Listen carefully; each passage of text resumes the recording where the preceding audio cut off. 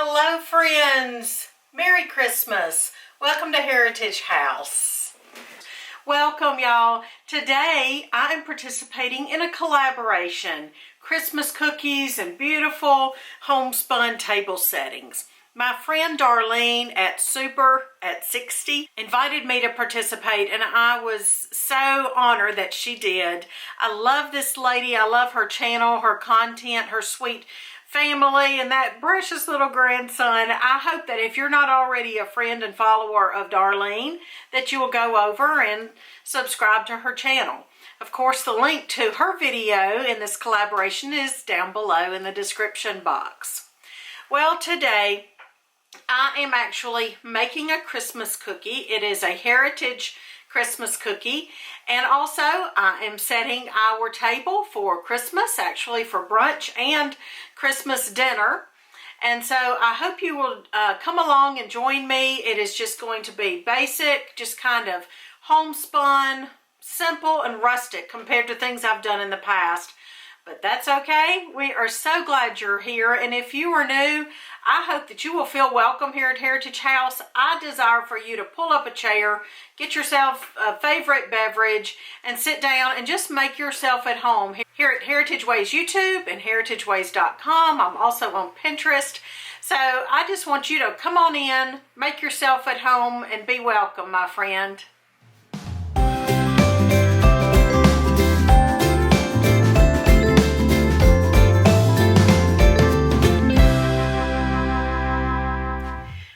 It is time to set our table, and this is how our table is going to look for Christmas dinner. Decided to keep it simple this year. I had decided that back before Mr. Patient and I were sick in the fall and other things. So I am so glad that the Lord led me to keep things simple. And this table actually has several leaves that we can add, but we have the right size for 6 people, and that is how many we will have for Christmas dinner, Lord willing. So the first thing to do is to find yourself a young man who is tall and handsome and willing to help you put the tablecloth on centered, because we're going to put a lace tablecloth overlay over this really just an inexpensive polyester red tablecloth. I bought it years ago, I think at Walmart, years and years ago. And I like to use this kind of thing as an underlay because I prefer natural fabrics, cotton, things like that to show. But this is really good to have underneath, kind of like a slip, if you will.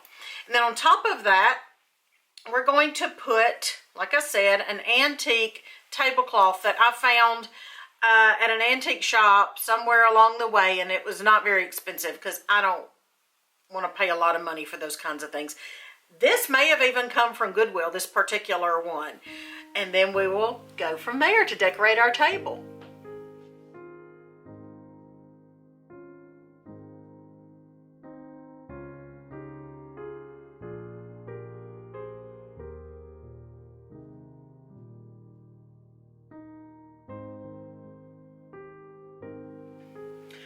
All right, as you can see, it can be a booger to get it just right, and you really need 2 people to do that.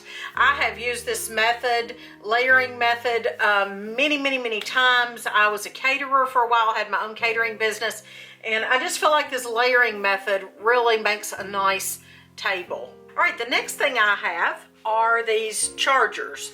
I love to use chargers. It adds a little bit of interest to the table, but again, these are just wooden, and I'm keeping it natural looking this year with the color scheme just being the antique lace, so kind of like the off-white ivory and the red and maybe a silver or the gray colors with it. So let's put the chargers around for all 6 of our family members.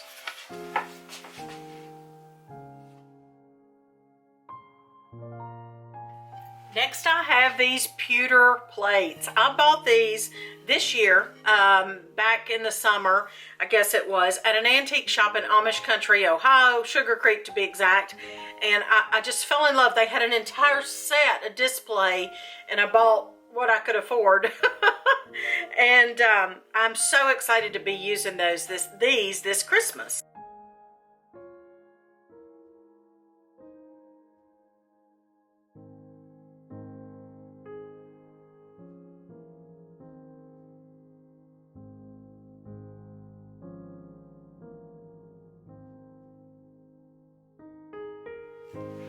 Let's talk about the napkins. Our family uses cloth napkins on a daily basis. It's just economical. You can wash them. Everybody uses their own napkin. We have a napkin rack over here that I designed, and our oldest son Trevor and Mr. Patient put that together for me years ago. It's got people's names on the clips, so that's where they can put their napkin when they're through eating, and then when it needs to be washed, they just put it in the laundry and get another one. It's nicer, it's sturdier than a paper towel or a paper napkin. So we are accustomed to cloth napkins.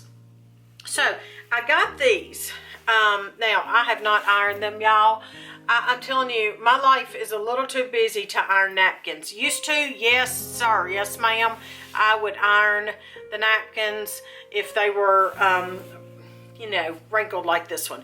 This is all cotton, these napkins are, and I may iron them before Christmas, but also you've got kind of the rustic look of the wrinkles too, so that kind of goes with our theme.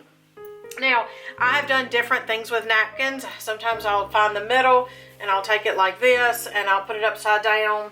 Say if you wanted to do it like that in the goblet, well, you could arrange it, but anyway, you get the idea. You can do that. These are not as stiff as some others I have used, but I have put them in crystal goblets many times. And that's okay too. But this time, this Christmas, we're going to use these napkin rings. Now, these are, again, rustic looking. I have different kinds of napkin rings, but these are rustic looking. So I just find the middle, which I've already done, hold my finger and just pull it through, kind of give it some body there, and I'm just gonna lay it in the middle of the place setting.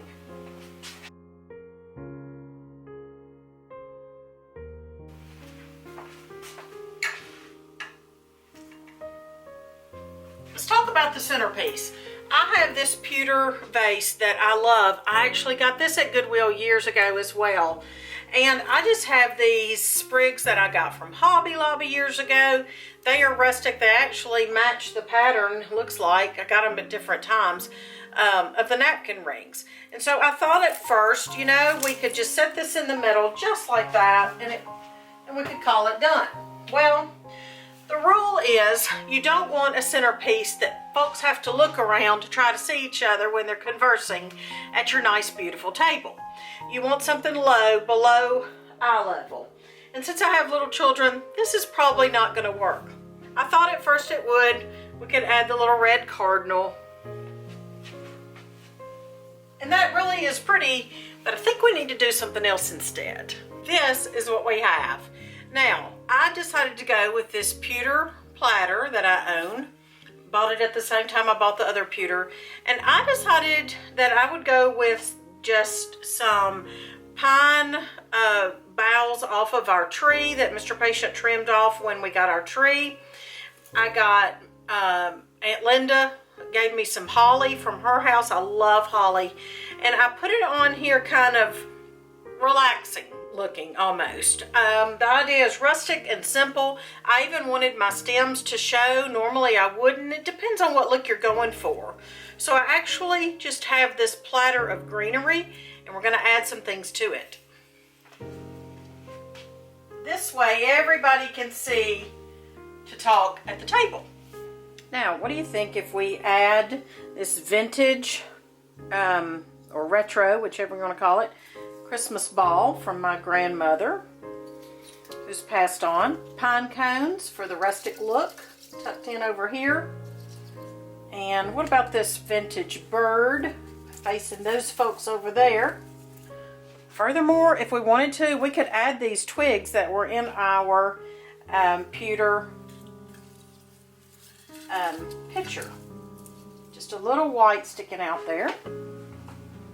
Oh, I like this. I think this is going to be awesome.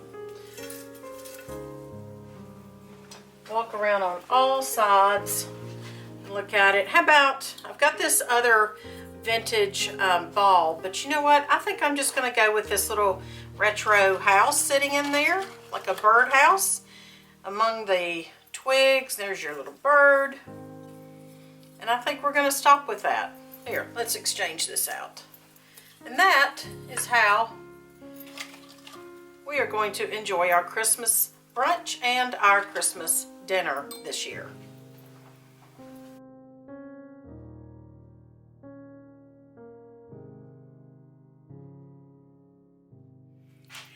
Today's cookie recipe is going to be something that is a heritage item in my family. The recipe is for Springele. Now, people pronounce either Springerle or Springele. So what we're doing with the first step, 3 ingredients that you are going to put in your mixer. I have 1 pound of powdered sugar or confectioner sugar. The recipe doesn't say to do this, but I am going to sift it in my bowl.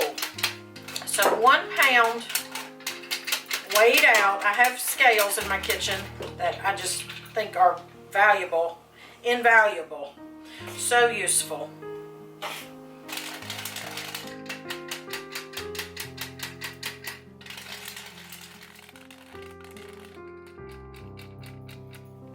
All right, I'm going to put a pinch of salt. And then I'm going to crack 4 eggs and put them I just made a little well, but you could put the eggs first and then put the sugar, that's fine. It will take all of the sugar, so you don't have to worry about adding it gradually. So I'm going to crack 4 eggs into the sugar.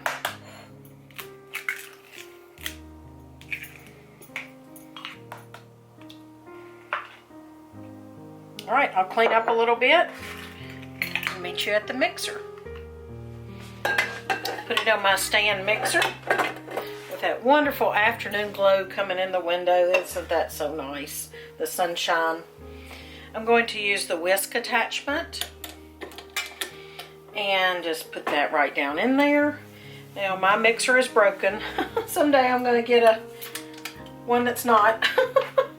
But I have to plug it in and hold my mouth right, as my father-in-law used to say. Hold your mouth right. I'm going to turn it on medium speed for 20 minutes.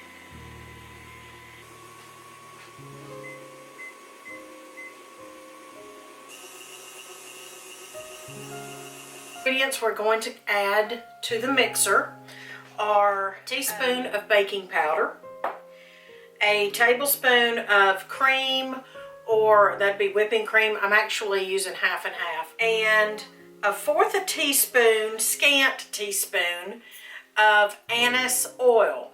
Now, these are actually my Aunt Coco and Uncle Pete's, and because I inherited the recipe and the rolling pin and everything, but these are about gone.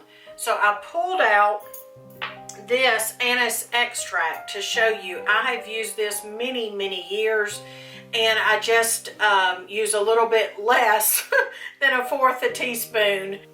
And then 3 cups of flour, and I've gone ahead, and this is sifted unbleached flour, but I've gone ahead and sifted it again. So I will measure out 3 cups. So these are the things we're going to add to the mixer. The recipe says mix thoroughly and then chill the dough before rolling it out. And that is what I'm about to do.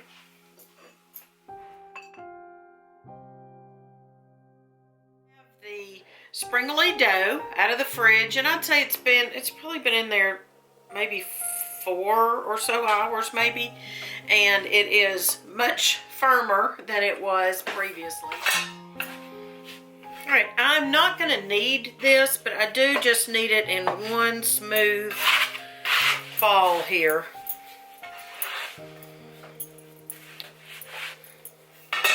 There we go.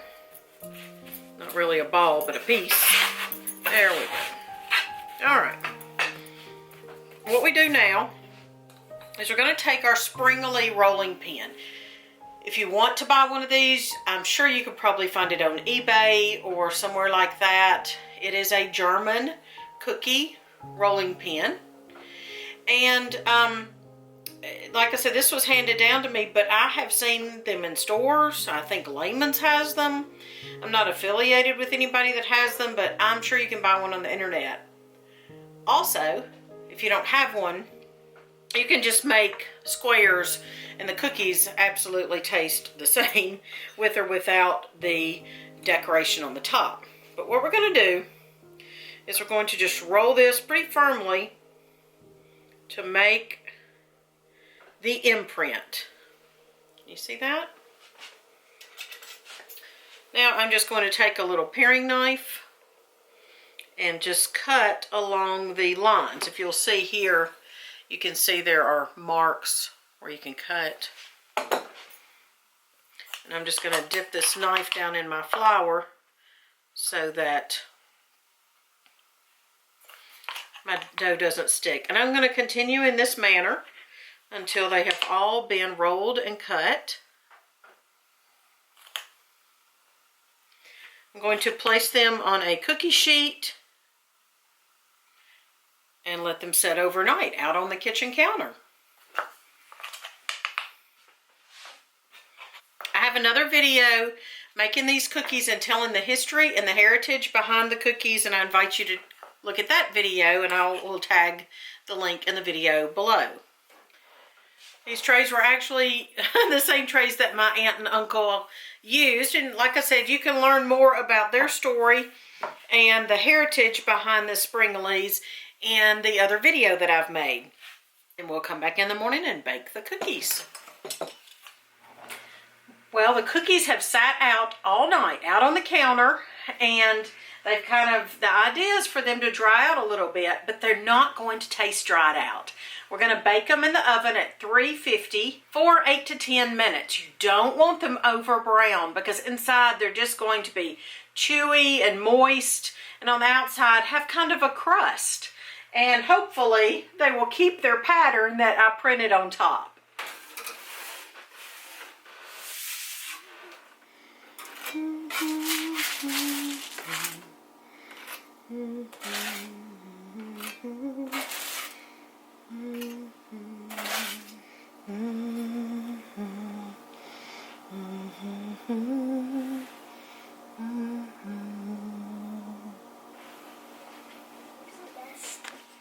I have taste testers. Here's the thing.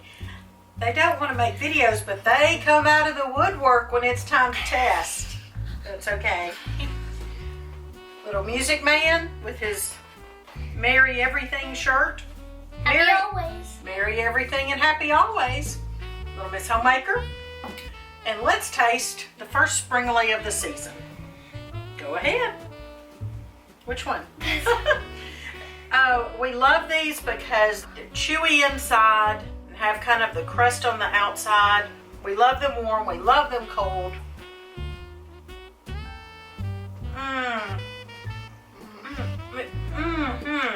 These are really good. So I wonder, is this a lemon flavor? The flavor is actually anise. A-N-I-S-E. But you know what? If somebody didn't want anise, they could use lemon. That's a good question. Merry Christmas! Merry Christmas! Merry Marshmallow.